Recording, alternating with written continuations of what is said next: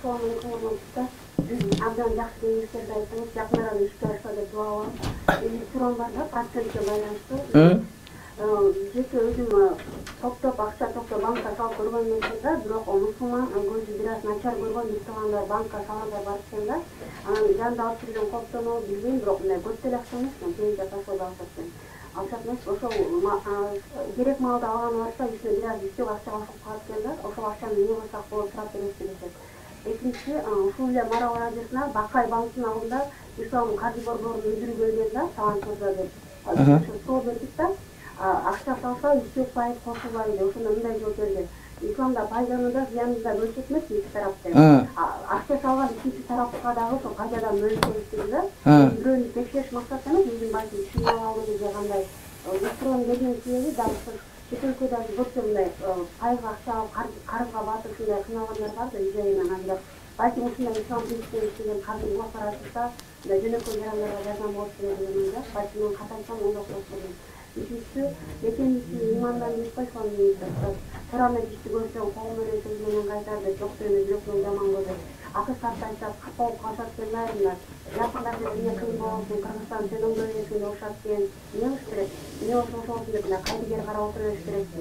Her bir yaran hesabını koşu gerek koyduğunu düşünüyor, bilimliğine sorasın. Rahmat Muslima ayım, Allah razı olsun bizden. Мамлекетибиз үчүн өзүнүн салымын кошуп келаткан айымдарыбыздын бири чындыгында мындай өзүнүн суроолору менен ошол мындай бир элди агартуунун дээдик суроонун жарым жообун берип коет. Же болбосо ошол суроого жооп берген адамдар кандай пайдала турган болсо, ошол пайданын жарымынан көбүн суроо аркылуу элдерге түшүндүрүп коет деп айтсам туура болот. Биринчиси, бул жанагыдай көзү жакшы көрбөгөн биздин бир тууганыбыз деги эле мындай бир сактаганга мүмкүнчүлүк жок болуп калган биздин бир туугандар ошол акчаларды банкка салса болобу, ошол банктан буларга депозит же болбосо бир канча пайда түшүп турат экен дейт да. Банкка салуунун жолдору бар, урматтуу бир тууганым. Албетте муну биринчиден азыркы учурда Кудайга шүгүр учубузгур эмес, ошол ислам деп айтылып аткан банктарга салган жакшыраак, анткени башкаларга караганда анткени менен мусулманчылык туура кээ бир учурда жанагы традициялык банктар булар жана улуттук банк тараптан ар кандай бир жардам берилгендиктен булардын мүмкүнчүлүгү көп болот дагы. Ислам банктар ошондой жардам берилбегендиктен булардын чыгымдары көбөйүп кетип, булар процент берет турбайбы деген түшүнүүгө кептелип калган учурлар бар да. Бул туура эмес көз караш. Эгерде ошол ислам банктарга дагы ошол традициялык банктарга дагы традиционный банктарга берилген мүмкүнчүлүк улуттук банк тараптан, мамлекет тараптан берилгенде, анда албетте ислам банктарында мүмкүнчүлүк өтө жакшыраак болмок. Тилекке каршы азырынча андай эмес.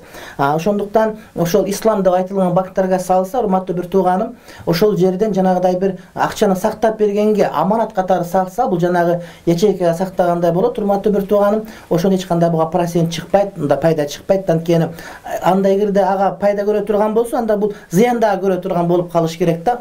Ошондой мусулманчылык жолу. Ошондуктан колунан ушундай. Бирок андай банктар жок болуп калган учурда, бул жашаган жерде жок болуп калсанда белкиндей жанагы традициялык эсептелген сүткорлук банктарга акча сактаса болот. Бирок ага кошуп берген кошумча пайызды өзүнө тагыратын тамак ашкы иштетпесин дагы. Анан ошон эгерде бул өзү мындай бир колунан келбеген адам болгон үчүн ошол кийим кечекке же болбосо башка бир үйдү актаганга, шубаганга кетирип, анан тамакка кошпогону макул. Эгерде курсагы ток адам болсо, ошондо акчаны сактаганга мүмкүнчүлүгү жок болуп калып банкка сактаса, мисалы үчүн ислам банк жок болгон учурда, анда ошол акчаны алып өзү колдонбош керек да, кайрымдуулукка жумшаш керек.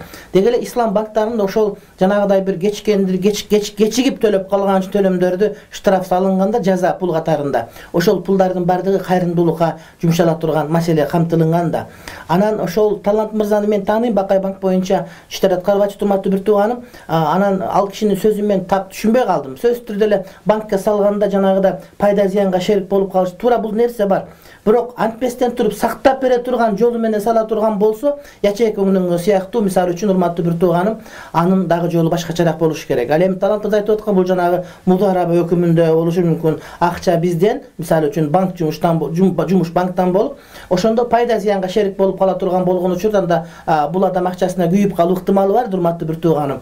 Анда бул бул башка маселе. Ошондуктан мындай акчасыз адамдар мындай күйүп калганды каалабай турган болсо, булар жөн гана аманат катары сактаганга мындай бир бериш керек, же жанагыда банкка заем, карыз сыяктуу банкка берсе, анан кайра талап кылганда алып кала турган болсоң, анткени банк дегенде аманат дегенде аманатка жанагы берилген кагаздын өзү, жана акчанын номурлары бар эмеспи? Ошол номуру бар акчалар кайра өзүнө кайтарып бериш керек. Башка акчаны бергенге болбойт аманат деген.